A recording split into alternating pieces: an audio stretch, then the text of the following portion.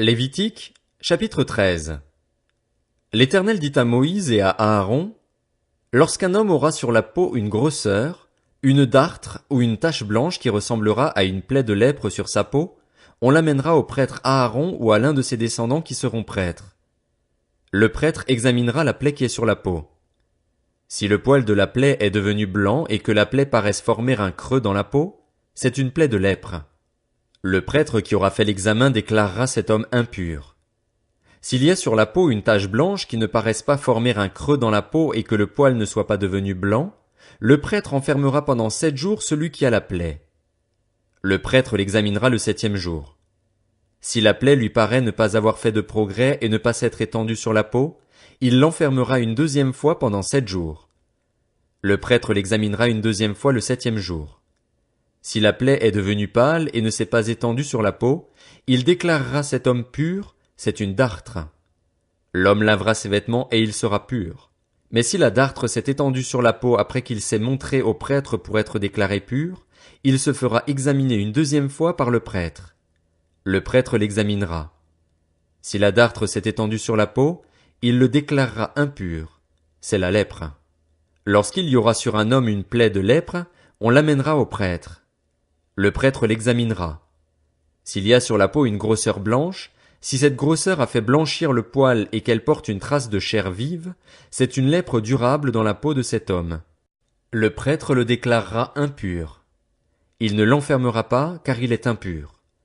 Si la lèpre fait une éruption sur la peau et couvre toute la peau de celui qui a la plaie, depuis la tête jusqu'aux pieds, partout où le prêtre pourra porter ses regards, il l'examinera. Quand il aura vu que la lèpre couvre tout le corps, il déclarera pur celui qui a la plaie. Comme il est devenu entièrement blanc, il est pur.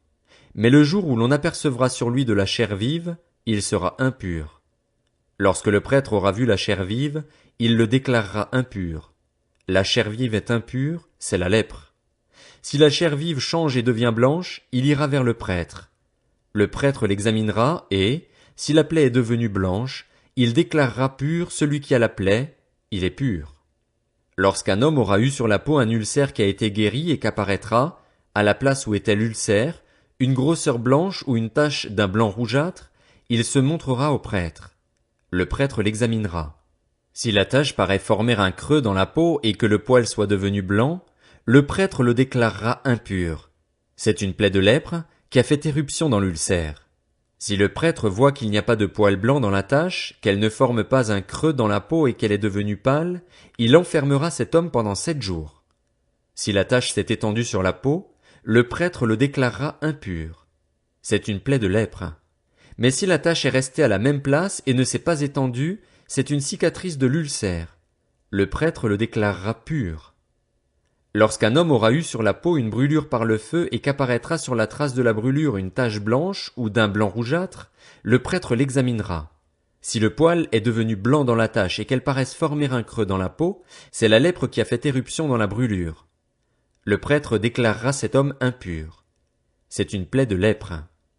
Si le prêtre voit qu'il n'y a pas de poil blanc dans la tache, qu'elle ne forme pas de creux dans la peau et qu'elle est devenue pâle, il enfermera cet homme pendant 7 jours. Le prêtre l'examinera le 7e jour. Si la tache s'est étendue sur la peau, il le déclarera impur. C'est une plaie de lèpre. Mais si la tache est restée à la même place, ne s'est pas étendue sur la peau et est devenue pâle, c'est la boursouflure de la brûlure. Le prêtre le déclarera pur, car c'est la cicatrice de la brûlure. Lorsqu'un homme ou une femme aura une plaie à la tête ou au menton, le prêtre examinera la plaie. Si elle paraît former un creux dans la peau et qu'il y ait du poil jaunâtre et mince, le prêtre déclarera cette personne impure. C'est la teigne, la lèpre de la tête ou du menton. Si le prêtre voit que la plaie de la teigne ne paraît pas former un creux dans la peau et qu'il n'y a pas de poil noir, il enfermera pendant 7 jours celui qui a la plaie de la teigne. Le prêtre examinera la plaie le 7e jour.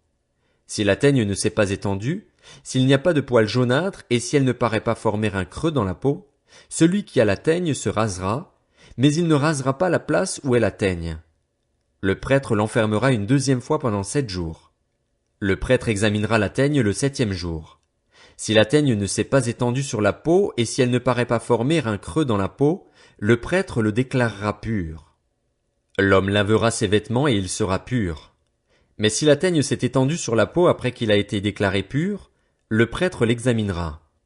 Et si la teigne s'est étendue sur la peau, le prêtre n'aura pas à rechercher s'il y a du poil jaunâtre, l'homme est impur. Si la teigne lui paraît ne pas avoir fait de progrès et que du poil noir est poussé, la teigne est guérie. L'homme est pur et le prêtre le déclarera pur. Lorsqu'un homme ou une femme aura sur la peau des taches blanches, le prêtre l'examinera. S'il y a sur la peau des taches d'un blanc pâle, ce ne sont que des taches qui ont fait éruption sur la peau. La personne est pure. Lorsqu'un homme perd ses cheveux, c'est un chauve, il est pur. S'il perd ses cheveux du côté du visage, c'est un chauve par devant, il est pur. Mais s'il y a dans la partie chauve de devant ou de derrière une plaie d'un blanc rougeâtre, c'est la lèpre qui a fait éruption dans cette partie chauve. Le prêtre l'examinera.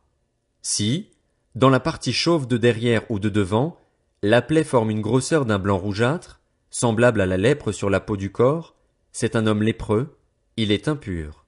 Le prêtre le déclarera impur. Sa plaie est à la tête. Le lépreux atteint de la plaie portera des vêtements déchirés et aura la tête nue. Il se couvrira la barbe et criera « Impur! Impur! » Aussi longtemps qu'il aura la plaie, il sera impur. Il est impur. Il habitera seul et sa tente sera à l'extérieur du camp.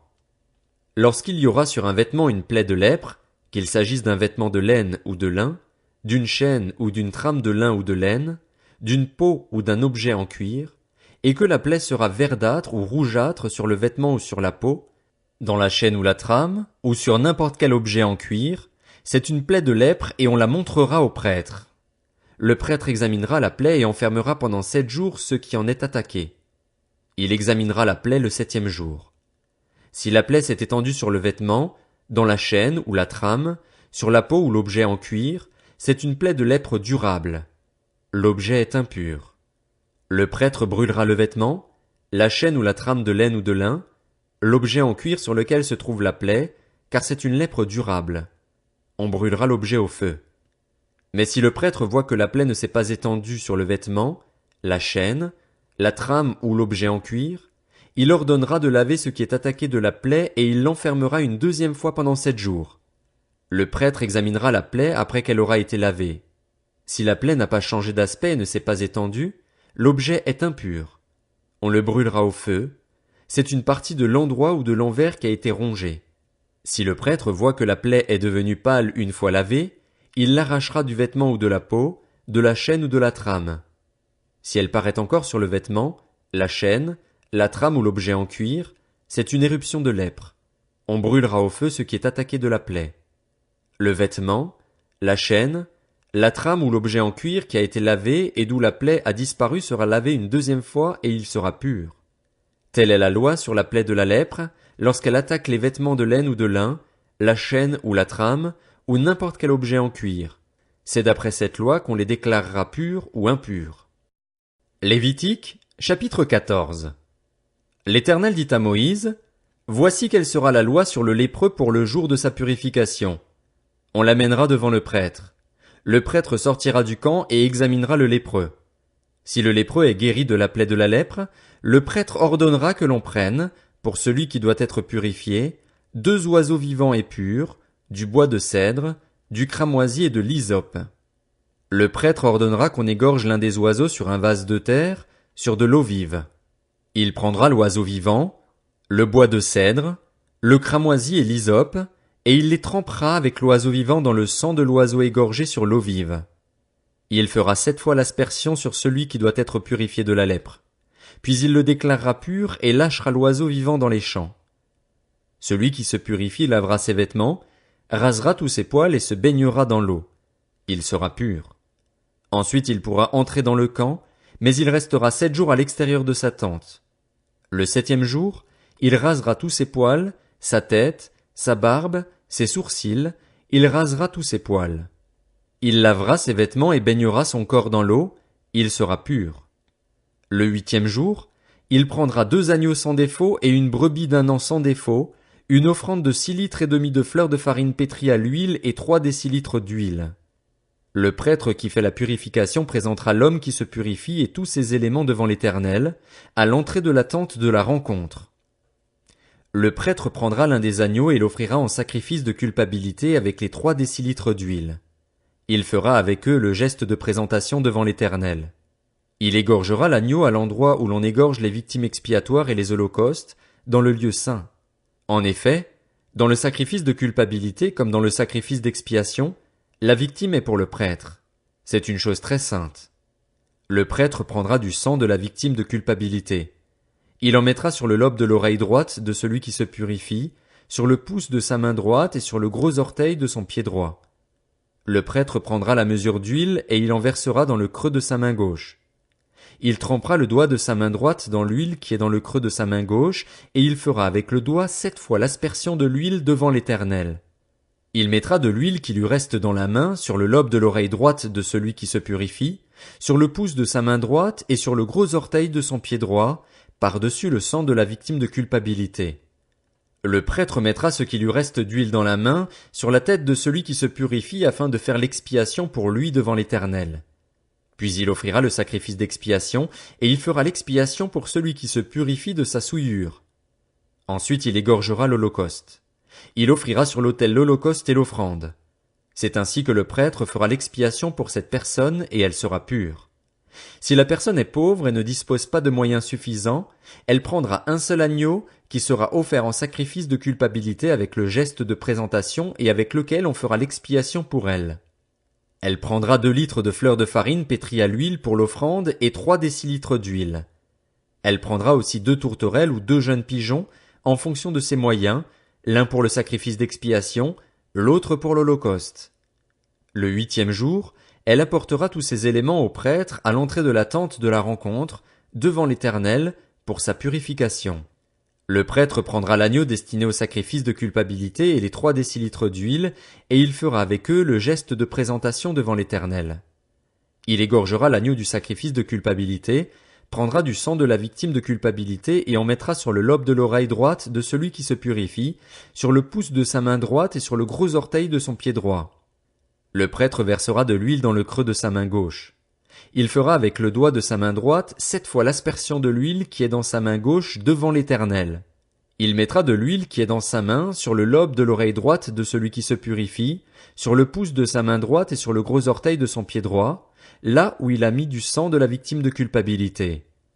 Le prêtre mettra ce qui lui reste d'huile dans la main sur la tête de celui qui se purifie afin de faire l'expiation pour lui devant l'Éternel.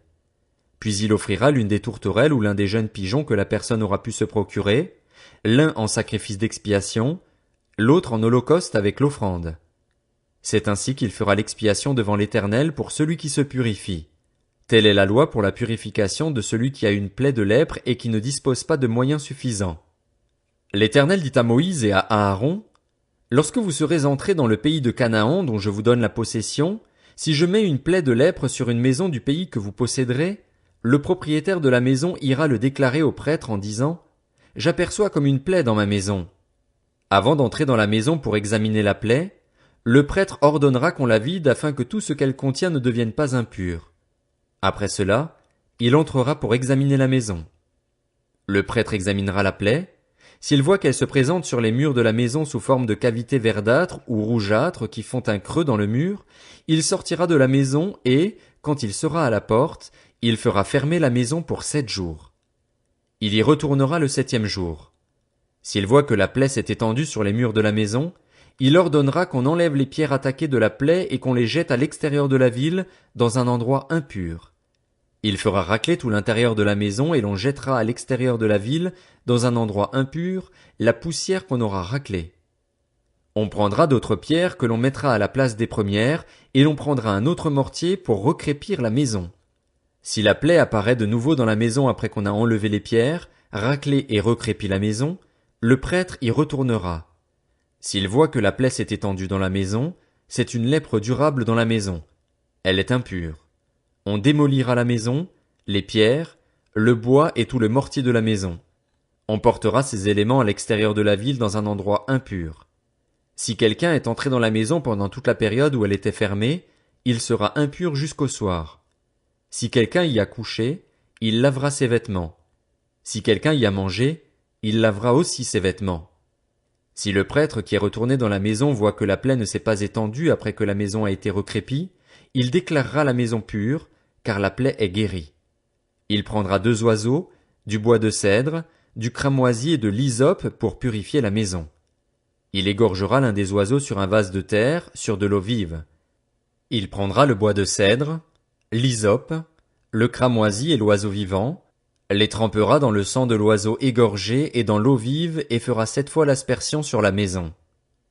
Il purifiera la maison avec le sang de l'oiseau, l'eau vive, l'oiseau vivant, le bois de cèdre, l'hysope et le cramoisi. Il lâchera l'oiseau vivant à l'extérieur de la ville, dans les champs. C'est ainsi qu'il fera l'expiation pour la maison et elle sera pure. Telle est la loi pour toute plaie de lèpre et pour la teigne, pour la lèpre des vêtements et des maisons, pour les grosseurs, les dartres et les taches. Elle enseigne quand une chose est impure et quand elle est pure. Telle est la loi sur la lèpre. Lévitique, chapitre 15. L'Éternel dit à Moïse et à Aaron, transmettez ces instructions aux Israélites. Tout homme qui a une blénorragie est par la même impur. Il est impur à cause de sa blénorragie. Que son corps laisse couler l'écoulement ou le retienne, il est impur. Tout lit sur lequel il couchera sera impur et tout objet sur lequel il s'assiera sera impur. Si quelqu'un touche son lit, il lavera ses vêtements, se lavera dans l'eau et sera impur jusqu'au soir. Si quelqu'un s'assied sur l'objet sur lequel lui-même s'est assis, il lavera ses vêtements, se lavera dans l'eau et sera impur jusqu'au soir. Si quelqu'un touche son corps, il lavera ses vêtements, se lavera dans l'eau et sera impur jusqu'au soir. S'il crache sur un homme pur, cet homme lavera ses vêtements, se lavera dans l'eau et sera impur jusqu'au soir. Toute selle sur laquelle il voyagera sera impure. Si quelqu'un touche un objet qui a été sous lui, il sera impur jusqu'au soir et, si quelqu'un porte un tel objet, il lavera ses vêtements, se lavera dans l'eau et sera impur jusqu'au soir. S'il touche quelqu'un sans s'être lavé les mains dans l'eau, cette personne lavera ses vêtements, se lavera dans l'eau et sera impur jusqu'au soir. Tout vase de terre qu'il touchera sera brisé et tout vase de bois sera lavé dans l'eau. Lorsqu'il sera purifié de son écoulement, il comptera encore 7 jours pour sa purification, puis il lavera ses vêtements, lavera son corps avec de l'eau vive et il sera pur. Le 8e jour, il prendra 2 tourterelles ou 2 jeunes pigeons, ira devant l'Éternel à l'entrée de la tente de la rencontre et les donnera au prêtre. Le prêtre les offrira, l'un en sacrifice d'expiation et l'autre en holocauste. Il fera l'expiation pour lui devant l'Éternel à cause de son écoulement. L'homme qui aura une éjaculation lavera tout son corps dans l'eau et sera impur jusqu'au soir. On lavera dans l'eau tout vêtement et tout cuir touché par le sperme, et ils seront impurs jusqu'au soir. Si une femme a couché avec un tel homme, ils se laveront tous les deux et seront impurs jusqu'au soir. La femme qui aura un écoulement de sang restera 7 jours dans la souillure de ses règles. Si quelqu'un la touche, il sera impur jusqu'au soir. Tout lit sur lequel elle couchera pendant ses règles sera impur et tout objet sur lequel elle s'assiera sera impur. Si quelqu'un touche son lit, il lavera ses vêtements, se lavera dans l'eau et sera impur jusqu'au soir. Si quelqu'un touche un objet sur lequel elle s'est assise, il lavera ses vêtements, se lavera dans l'eau et sera impur jusqu'au soir. S'il y a quelque chose sur le lit ou l'objet sur lequel elle s'est assise, celui qui y touchera sera impur jusqu'au soir. Si un homme couche avec elle, si la souillure des règles de cette femme vient sur lui, il sera impur pendant 7 jours et tout lit sur lequel il couchera sera impur. La femme qui aura un écoulement de sang pendant plusieurs jours en dehors de ses règles, ou dont les règles dureront plus que d'habitude, sera impure pendant toute la période de son écoulement, comme pendant ses règles. Tout lit sur lequel elle couchera pendant la période de cet écoulement sera comme le lit de ses règles, et tout objet sur lequel elle s'assiera sera impur comme lors de ses règles. Si quelqu'un les touche, il sera impur. Il lavera ses vêtements, se lavera dans l'eau et sera impur jusqu'au soir. Lorsqu'elle sera purifiée de son écoulement, elle comptera encore 7 jours après lesquels elle sera pure. Le 8e jour, elle prendra 2 tourterelles ou 2 jeunes pigeons et elle les apportera au prêtre à l'entrée de la tente de la rencontre. Le prêtre offrira l'un en sacrifice d'expiation et l'autre en holocauste, et il fera l'expiation pour elle devant l'Éternel à cause de l'écoulement qui la rendait impure. Vous éloignerez les Israélites de ce qui les met en état d'impureté, ainsi ils ne mourront pas pour avoir rendu impure mon habitation au milieu d'eux. Telle est la loi pour l'homme qui a une blénorragie ou qui est impur en raison d'une éjaculation, pour la femme qui a ses règles, pour l'homme ou la femme qui a un écoulement et pour l'homme qui couche avec une femme impure.